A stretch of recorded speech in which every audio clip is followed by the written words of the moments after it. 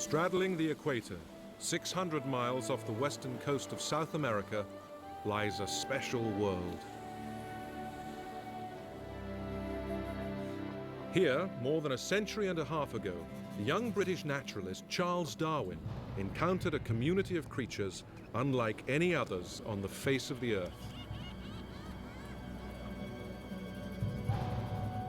The insights he gained from his voyage to this remote corner of the globe would forever change our view of the natural world.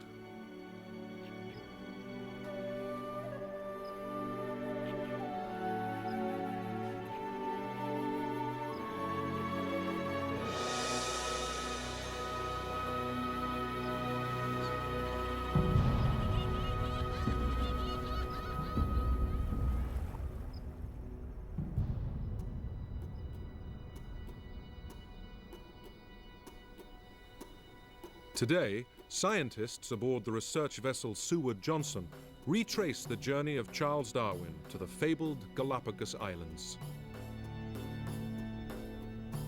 It's the expedition of a lifetime for marine biologist Carol Baldwin from the Smithsonian Institution, whose interest in these islands reaches back to her first reading of Darwin's journals.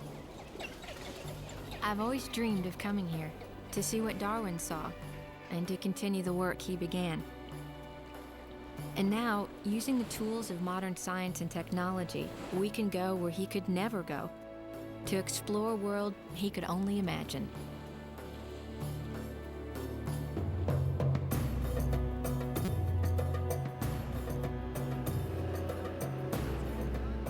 Arriving with Carol is a team of scientists whose areas of interest range from birds and reptiles to deep-sea fish. Their mission? To add to our understanding of how life has evolved on these islands and in the relatively unexplored waters off their shores.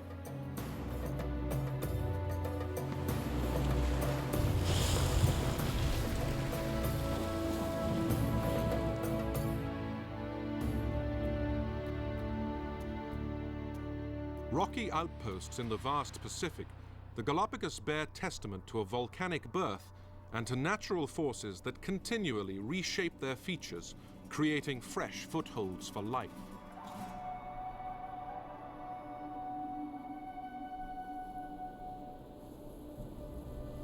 Compared to the age of the Earth, these islands are young. Thrust up from the floor of the sea over the past few million years, they suggest a land that is still in the process of creation.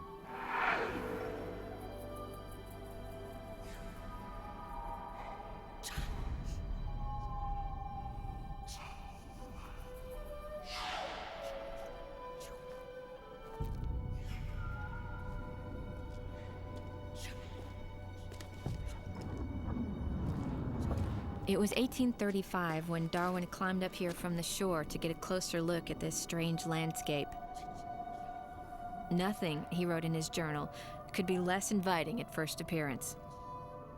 And when you've hiked for an hour over these rivers of frozen lava, you do start to wonder how anything could possibly live here. Then suddenly, something moves.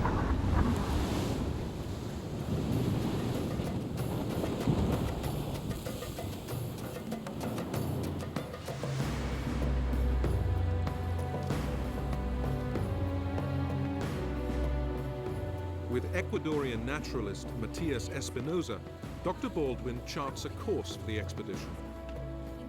More than 20 islands make up the Galapagos archipelago.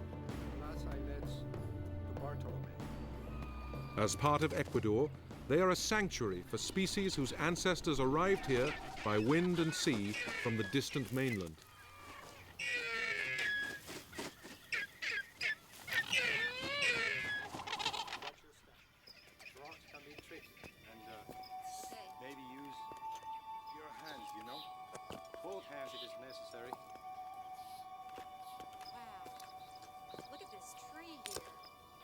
There are lots of underground caves on the island. These cavernous tunnels, which solidified around streams of molten lava, are good places to look for fossils.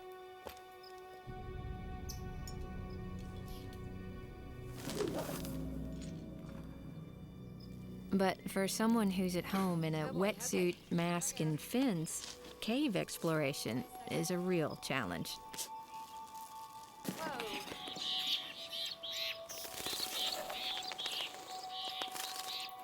Ready?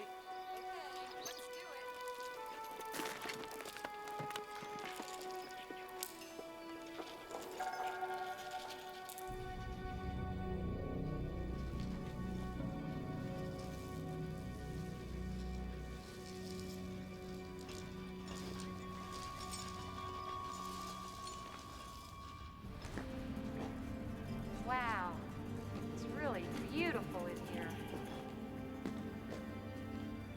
Though the inside of the tunnel is as beautiful as a great cathedral, it's a scary feeling to be scrambling around in a place where the roof can collapse any minute.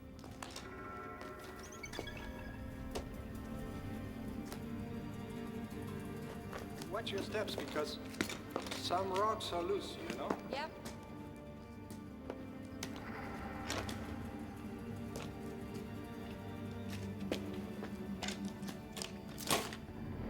You okay? Yep. The remains Carol and Matthias find, the ancient bones of small birds and rodents, offer evidence of ongoing changes in species and may shed light on why some vanish while others continue to thrive.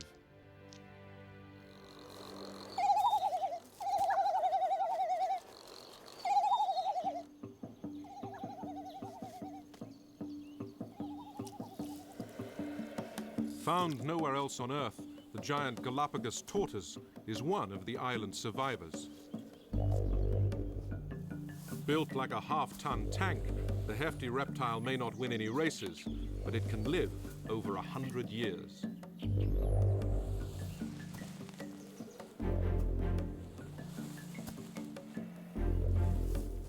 Darwin's discovery that tortoises on different islands have distinctly different shells was one of the key observations that led him to propose the theory of evolution by natural selection, a concept that would revolutionize biology.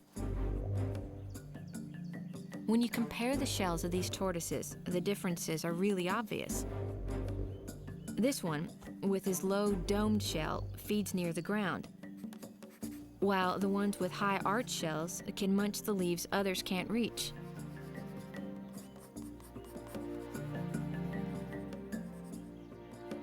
Darwin realized that both of these tortoises evolved from a single species that washed up on these shores millions of years ago.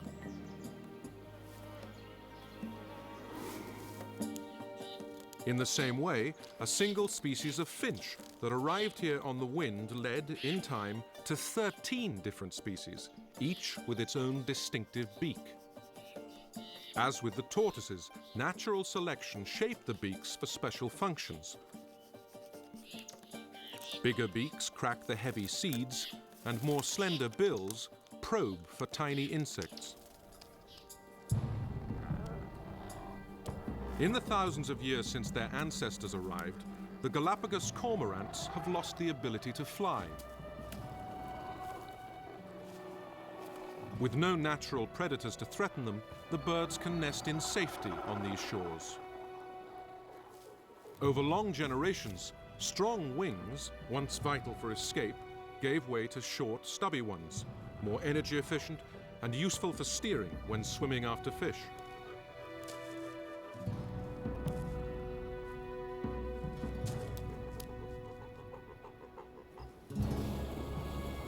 The Galapagos land iguana is another odd creature found nowhere else on Earth, a lizard whose favorite food is the fruit of the giant prickly pear cactus. The cactus's tree-like form may have evolved as a defense. Taller stemmed plants were beyond the reach of hungry reptiles, and as a result, were more likely to survive and reproduce. In this way, animals and plants shape one another, and the natural environment shapes them both.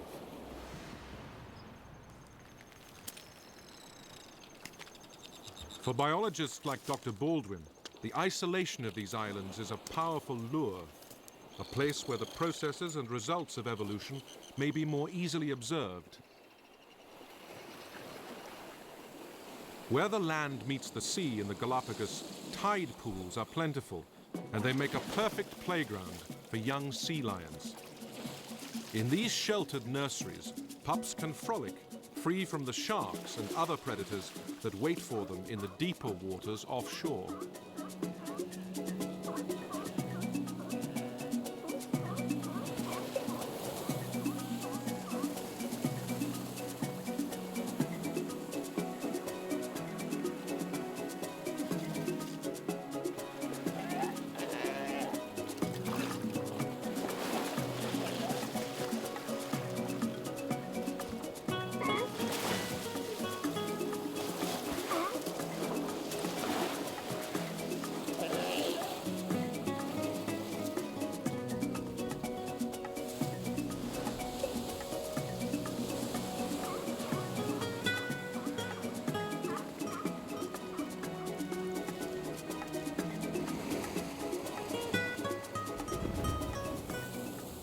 Nearly every creature here depends on the sea for its food.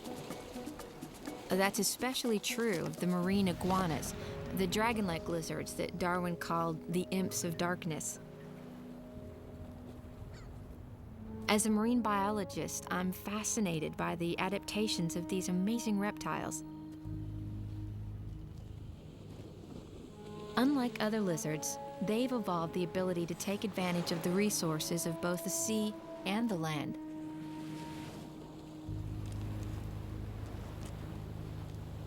It's believed that land-dwelling iguanas reach these islands by riding on floating mats of vegetation, or by island hopping across fragments of land that are now submerged. Almost invisible amid the black lava rocks where they bask, the descendants of those first pioneers evolved the sooty gray hides that helped them soak up the sun's heat before they set off into the cold coastal waters to feed.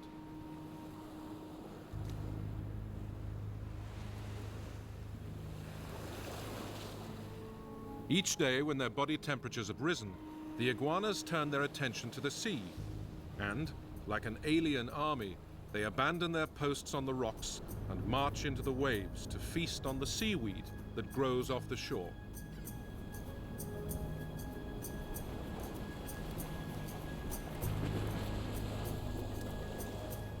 Equally at home in two worlds, the amphibious lizards prosper in the wild Galapagos, where they've staked their claim to some of the island's best surfing spots.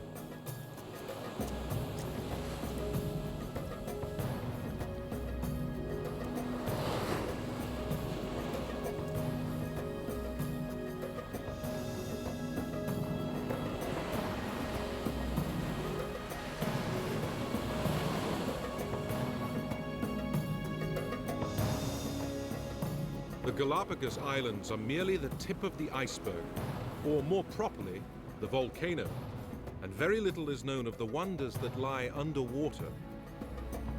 Here, in a world that Darwin saw only through the window of a glass-bottomed bucket, the real work of the marine biologist begins.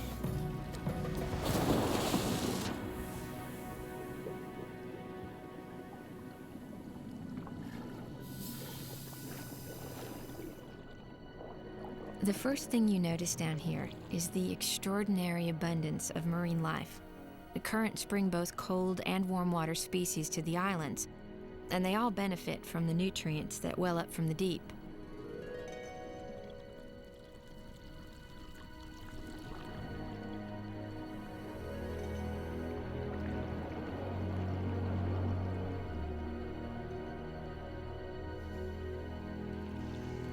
You also can't help noticing how tame all the creatures seem to be. Just as on land, the underwater inhabitants, like the inquisitive sea lions, have little fear of humans. And they seem to enjoy distracting me from my work.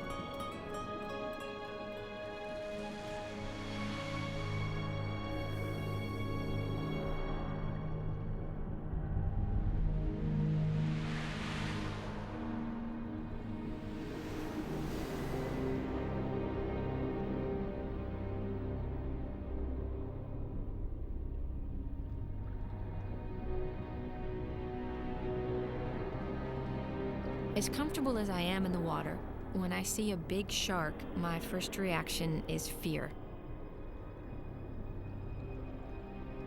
Though shark attacks on humans are rare, it pays to be wary. Sharks aren't known for their keen eyesight, and in this murky water, they might just mistake me for something they like to eat.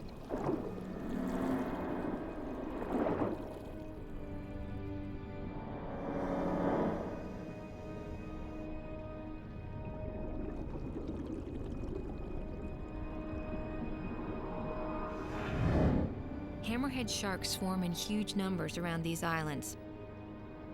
Although they come close, it's clear they're no threat to me. And as I watch them, I become intrigued, wondering how their oddly shaped heads evolved.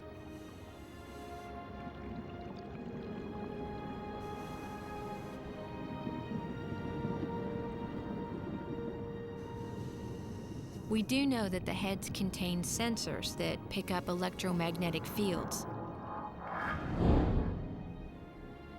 This sixth sense may help the sharks locate their prey. But whatever their secret, it's working.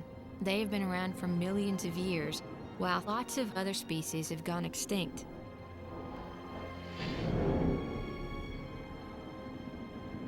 In the sea, as on land, it's eat or be eaten, adapt and survive, and pass on your genes to the next generation.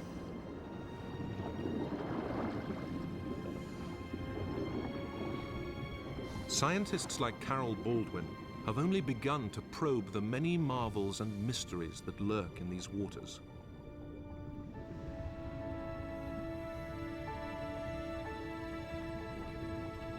The diversity of sea life is dazzling, but the same forces at work on the land have shaped each creature here to survive in its own unique way.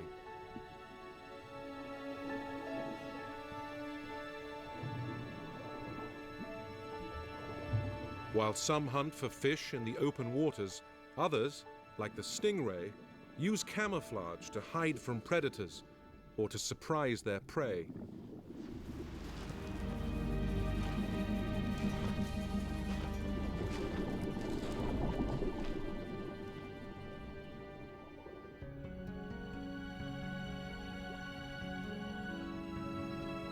Observing what's here is just part of Carol's work. Collecting specimens for study is another. Each tiny fish that she takes home may add to her understanding of natural selection and the interconnectedness of life in the sea.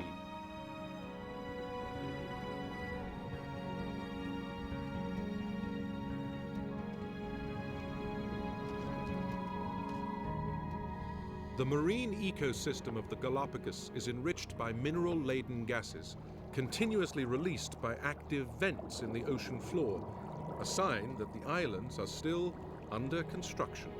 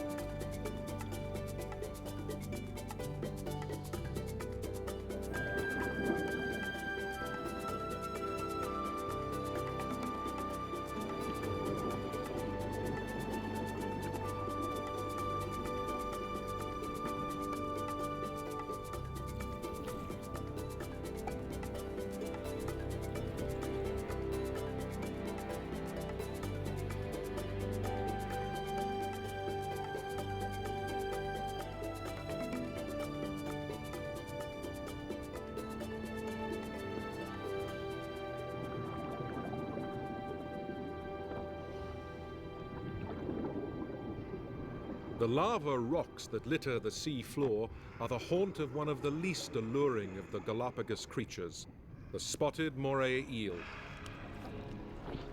The snake-shaped fish has a mouthful of needle-sharp teeth and powerful jaws that can snap with the force of a bear trap.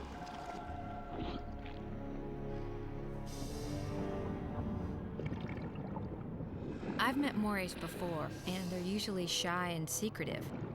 But there's something very different about these morays.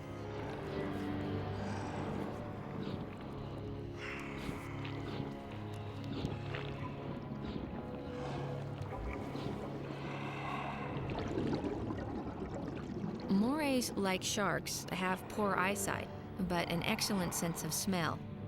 I wonder, is it the fishes I've collected in my net that interest them, or is it me? I'm not about to stick around to find out.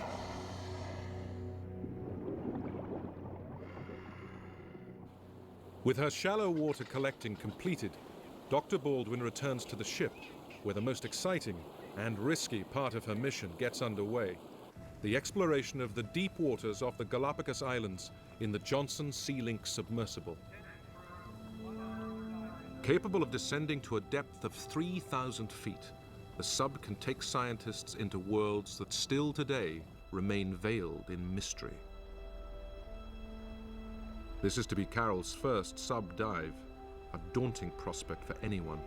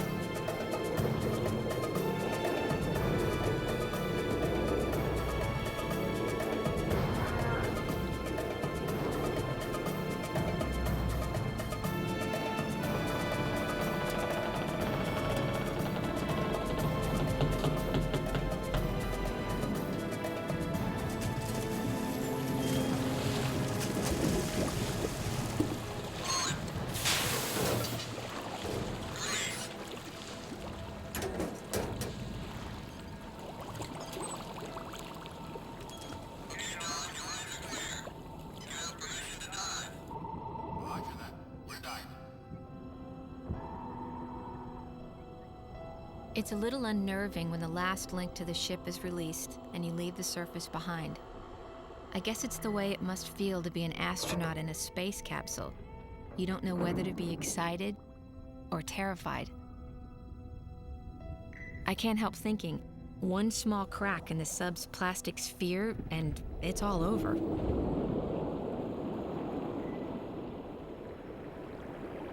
But then I remember how privileged I am to be here. Every dive on the sub is a voyage into the unknown, into a world that a generation ago we could only dream about and could never really hope to see.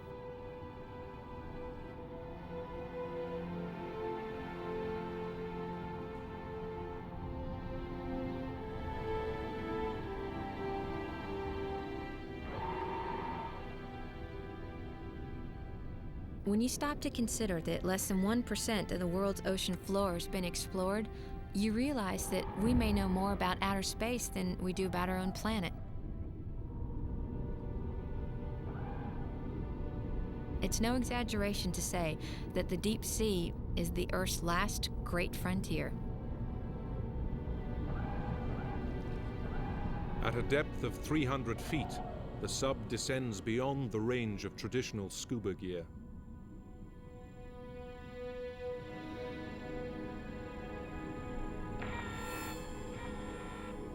The sub's lasers frame its remote-controlled cameras, and its robot arm is made ready to collect living specimens to bring back to the ship for study.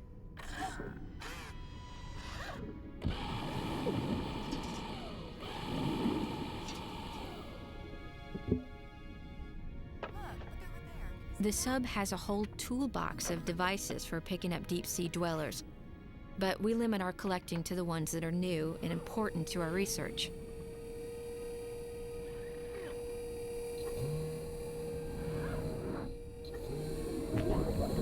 The first catch of the day, a peculiar fish with leg-like fins, rides in the craft's collection bucket.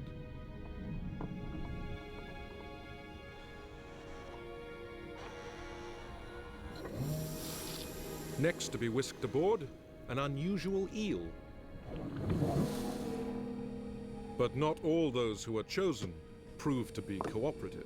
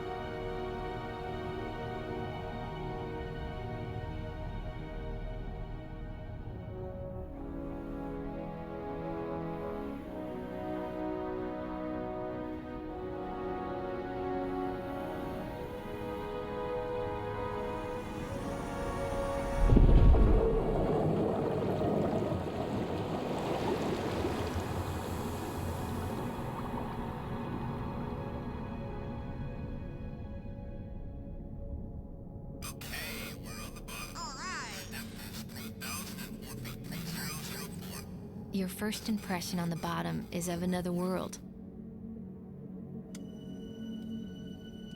But when you switch on the lights and reach into the darkness, you discover that there's lots of life down here. The bottom is sand. The slope is probably about 25 or 30 degrees. You've just got to know where to look. And there are fish. Let's see what's out there.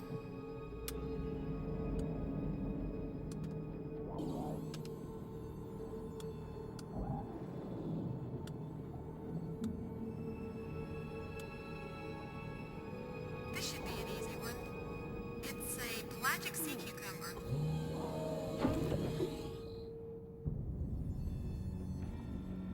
Hey guys, we just got a sea cucumber. Some things I'm not familiar with. Just gonna collect some sand and we'll check them in soon.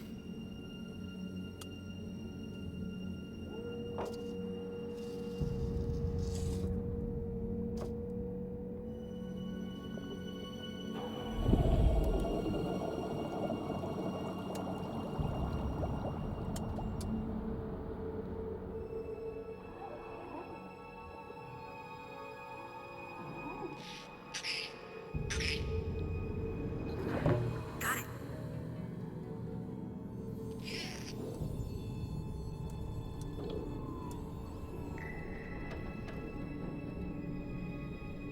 Request permission to leave the bottom.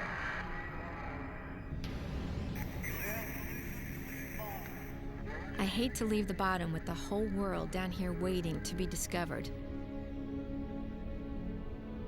But it's a long, slow ride to the surface, 30 minutes from 3,000 feet, and we've got work to do aboard ship.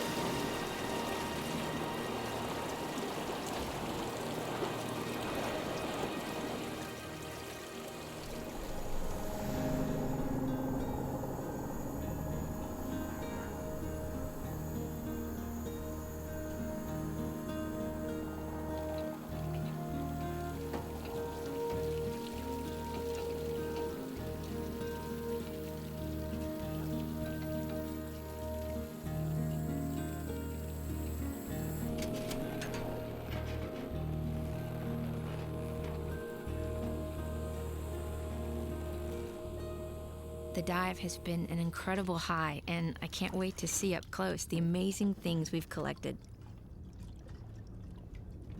Hey, John, come look at this Jell-O nose. What do you have there? Look at that! Hey, that's that crab Each that I new saw species down will be there. carefully studied by scientists at the Smithsonian and other institutions around the world. Oh, Look at this. look at those It's a eyes. chimera. They're so graceful. And together, we'll try to find answers to the questions about how they swim and feed and reproduce, and how their special adaptations help them survive in the deep waters where they live.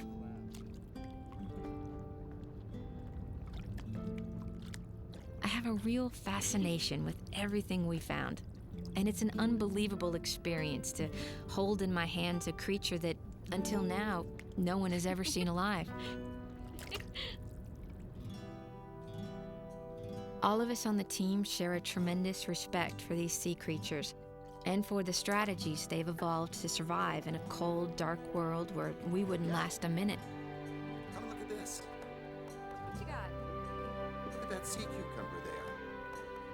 We thought they were sponges. Start with this. Yeah, start with a fish. It was many years after Charles Darwin returned from the Galapagos before he arrived at his profound conclusions about the evolution of life on Earth. Good. Come down.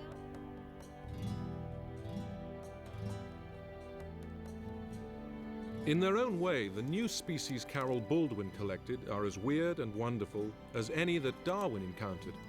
And in time, like the finches, tortoises, and iguanas on the land, they too may yield clues that will help to explain the secrets of their success.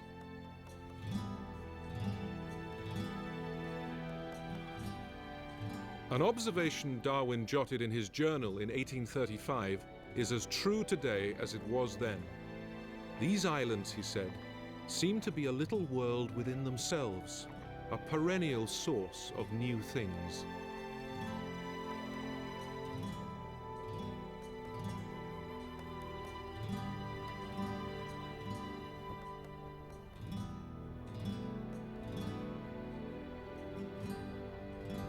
For my colleagues and me, the work is only beginning, and it may be years before our studies will reveal the role that each of these deep water dwellers plays in the world of the sea. But we know that they all have secrets they can teach us.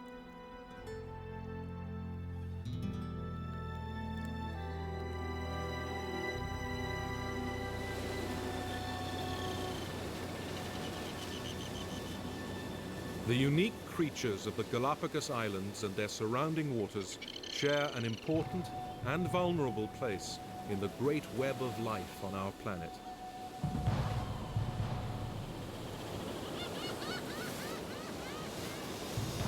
Scientists now know that evolution is an ongoing process and that living things everywhere are constantly changing, adapting, and giving rise to new forms.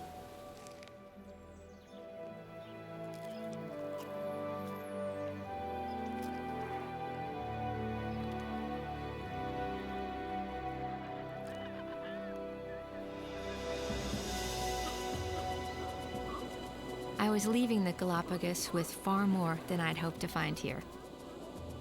With my co-workers, we had discovered at least a dozen new species, including some that might have come and gone from the Earth without ever being seen alive. My imagination had been fired by this magical place. As Darwin knew long before me, and as new generations of naturalists will discover, the quest to unlock life's secrets is an adventure that will never end.